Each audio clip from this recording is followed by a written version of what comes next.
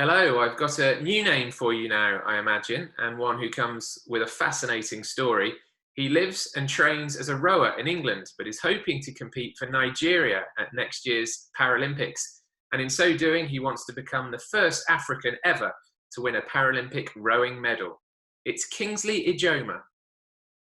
So Kingsley, great to speak to you. Thanks for making the time. And I feel like I could just sit back and ask you one or two questions and let you go because your story is so interesting.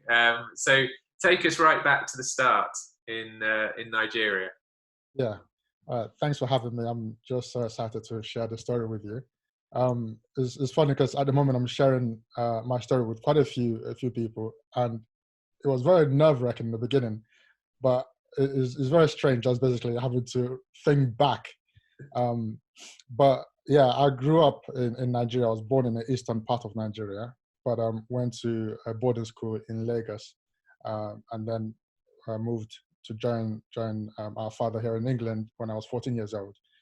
But the period of living in Lagos was, you know, compared to anything else, was it's just weird because I had no idea about sports or what I wanted to do in that regard.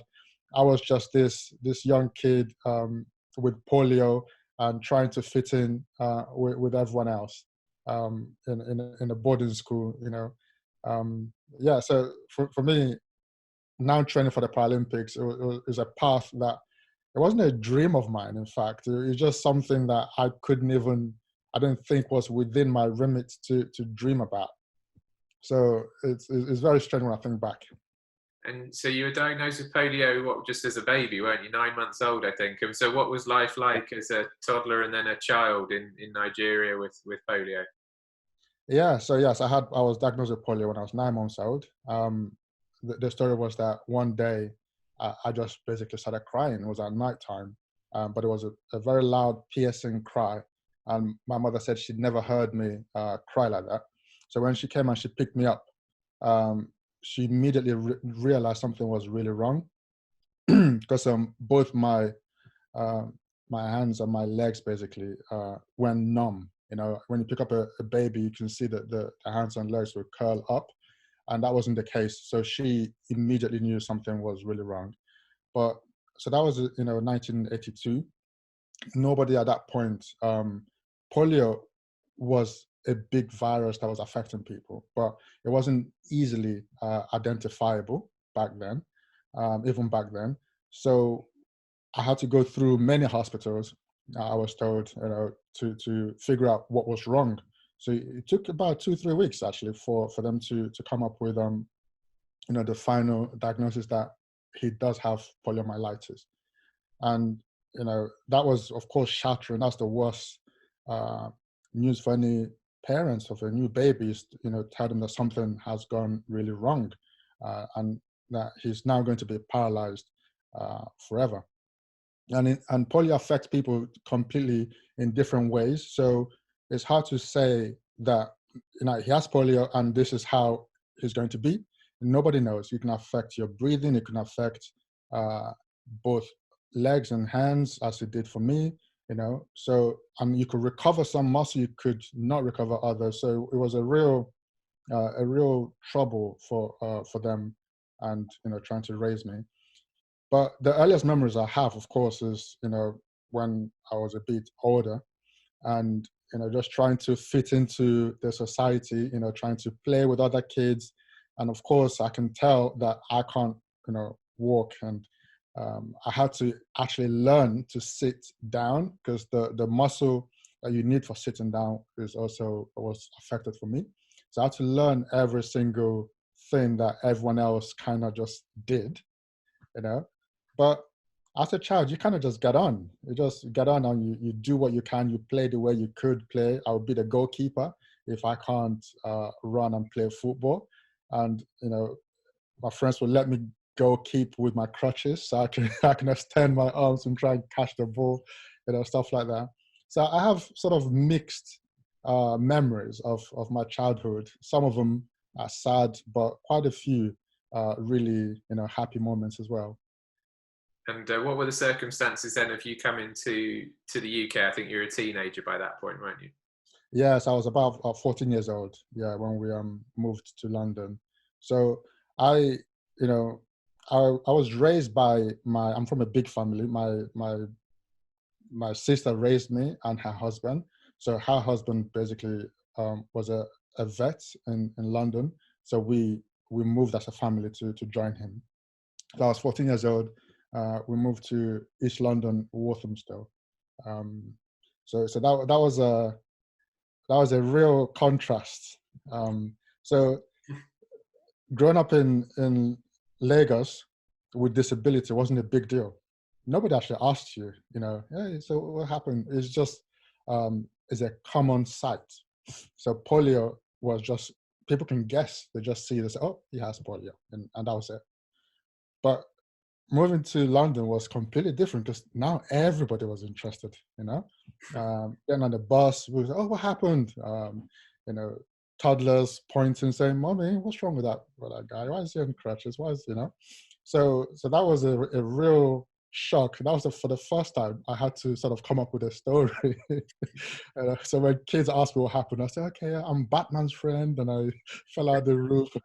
I make up the story because I just got tired of saying I had polio. What's polio? And then I have to explain what polio is to people. Yeah, so that was the early stages in London. Now, listen, it's not quite Jamaican bobsleigh team, but there are not many Nigerian rowers about anyway, and there are certainly not many Nigerian rowers about who train in Marlow. So how has that all come about? Yeah. So Nigeria is definitely not known for rowing.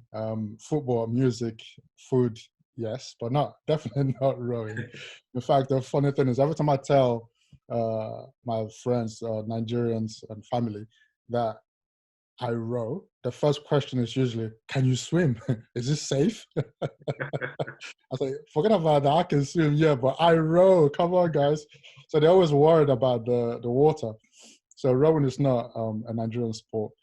But yeah, I actually stumbled onto rowing completely by accident.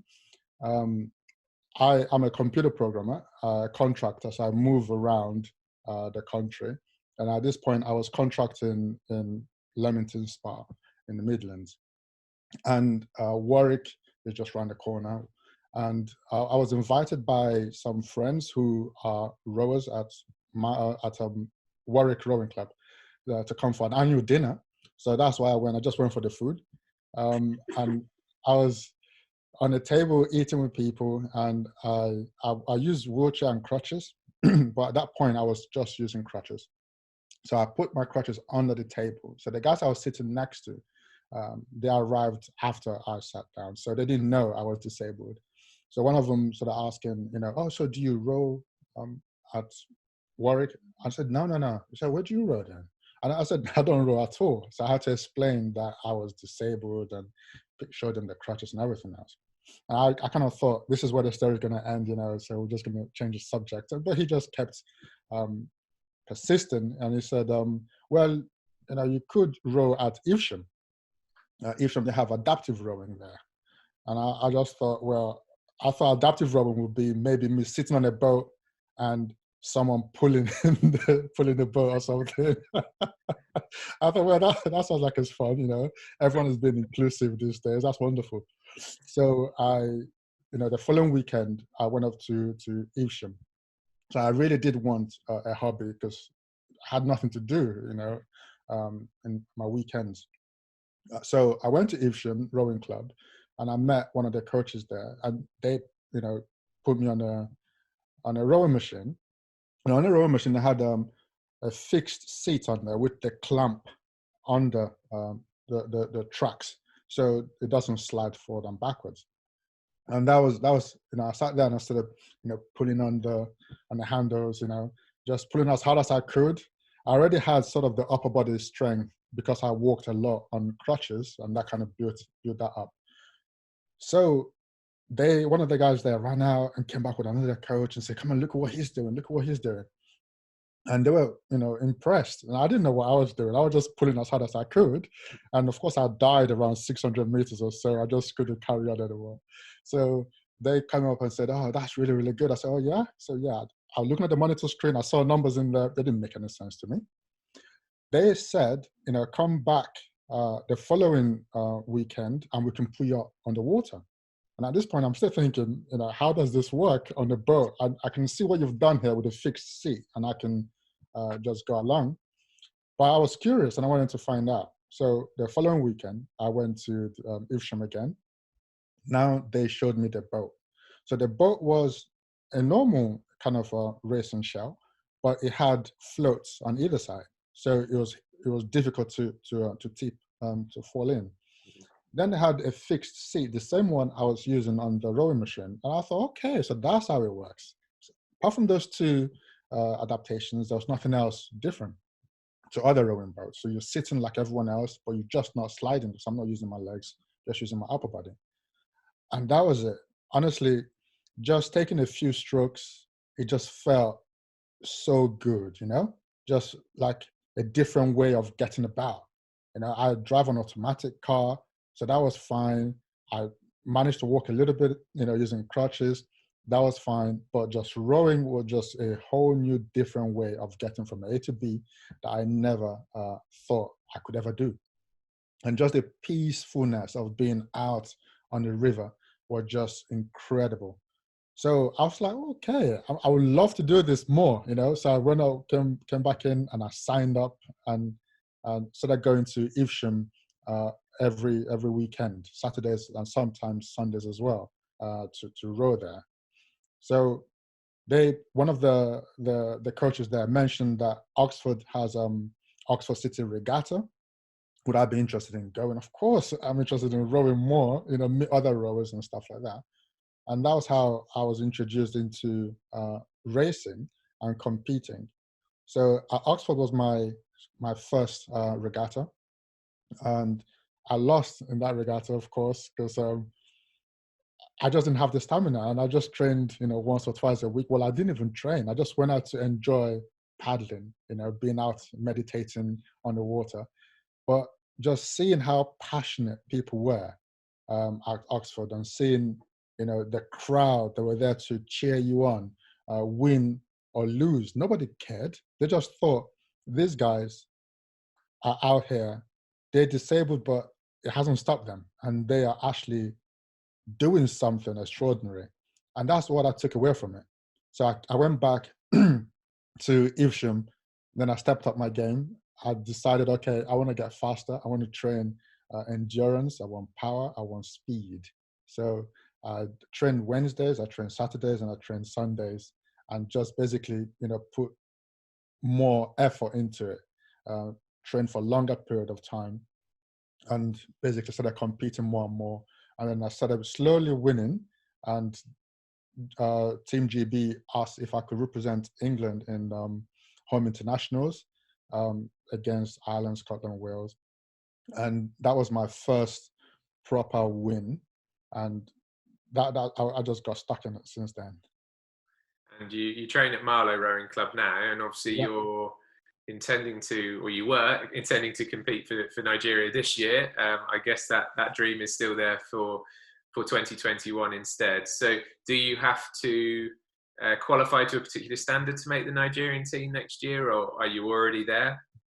So yes, I'm already there. So I again, due to work, I moved to Ascot because I had to work there for a couple of years. So I joined Marlow Rowing Club, which was the nearest club that was accessible. I had everything that I needed there. So yeah, so I stepped up my training even more at Marlow, because Marlow is one of the best clubs basically in the country, with the coaching and facilities, everything in place, especially accessibility wise.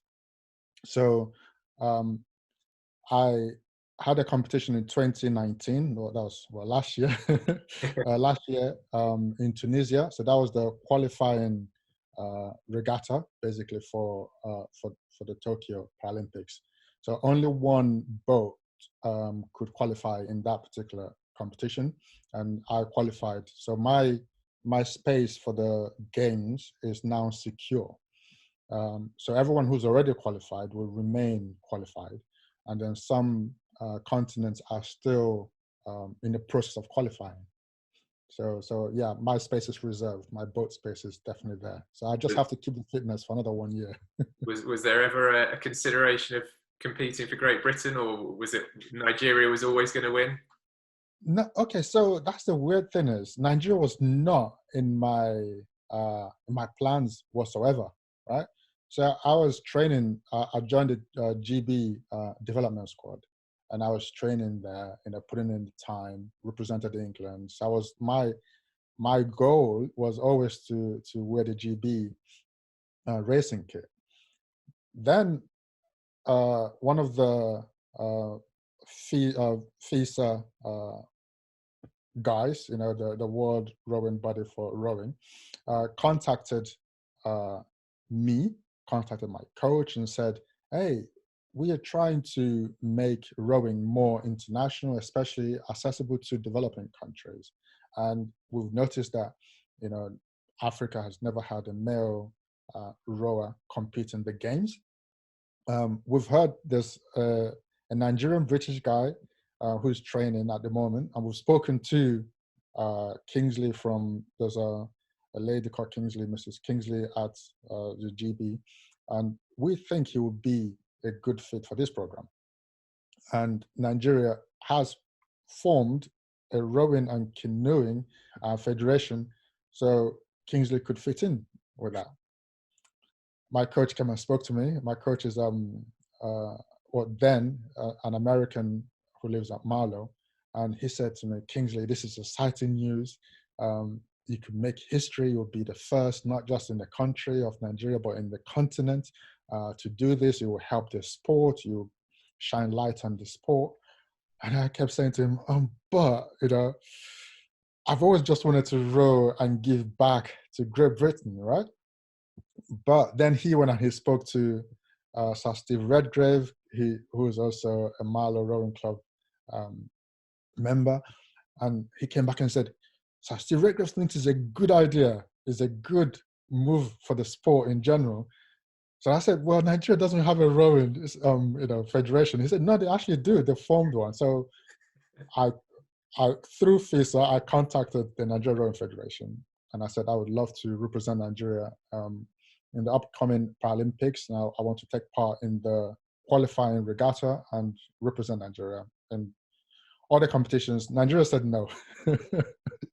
They said, "You've been out of the country too long. We want a homegrown athlete because it's easier to manage. Someone who lives here, we can train with them, blah, blah, blah." So I came back and I said, this is really annoying. I really want to do this, but I'm not sure which way to go. So Nigeria said, "Okay, there's World Rowing Championships, so go ahead and represent Nigeria. Let's see how you do there." So this is going to be competing against, the best of the world, right? The best every country can produce. So it's not local regattas anymore. And that was the biggest kind of race, the competition I've ever been in. So in total, I came 12th in the world, and some of the race I came second, but in total, my time-wise was the 12th in the world. So Nigeria said, "Okay, all right, that's fine. Considering that you're not training full-time, you're working as a full-time software engineer, and you're training as a part-time thing. I think there's room for improvement." So they, give me the thumbs up and okay to go ahead. So that's how I joined Nigeria rowing, and then qualified last year. It's fantastic, and what an opportunity to make a bit of history next year. And I guess if Sir Steve Redgrave tells you to do something, you tend to say yes. Yep. If he okays it, I think he knows what he's saying.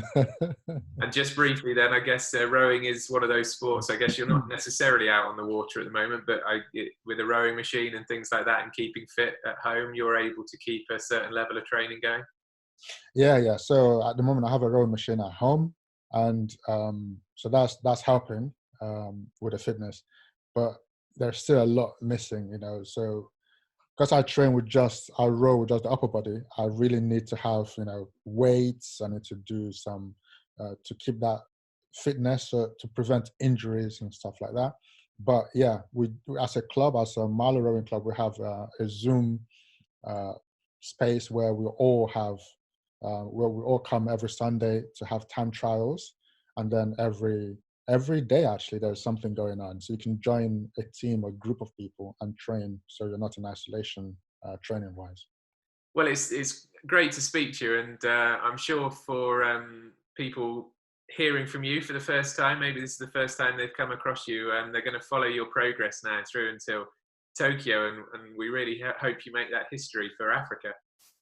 Yeah, thank you so much for having me. I've really enjoyed talking to you. And if anyone wants to follow the progress, you can check it out on malo to tokyo.com, and I put videos of my training sessions and everything else on the YouTube channel, which is on the website. That's brilliant. Thanks so much, Kingsley, and best of luck. Thank you. Thank you. Goodbye.